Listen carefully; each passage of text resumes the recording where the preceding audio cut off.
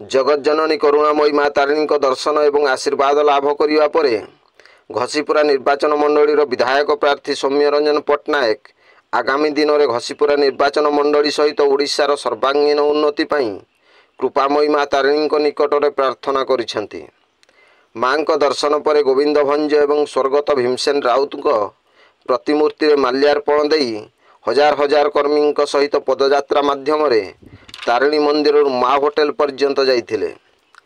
पुष्प उद्यान रे पारिजात पुष्प को देखिवाई जेपरी लोकंकर आग्रह बढ़ी थाए ठीक सेहीपरि हजार हजार समर्थकों मध्य जाउथांती विधायक प्रार्थी सौम्य रंजन पट्टनायक।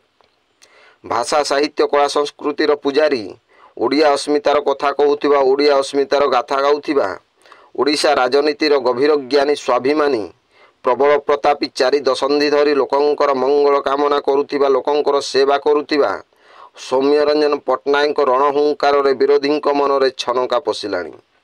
से कहिसेंति दुर्नीति भ्रष्टाचार अंत हेब ओडिशा रे पद्म फुटिबो कृतदास साम्राज्य शेष हेब राम राज्य आसीबा नहीं शुभ संकेत देइछंति श्री पट्टनायक।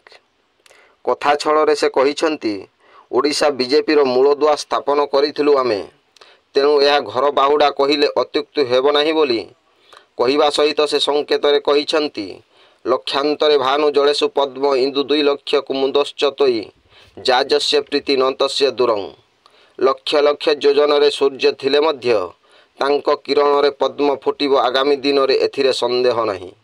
ब्यूरो रिपोर्ट जनजागरण ओडिया।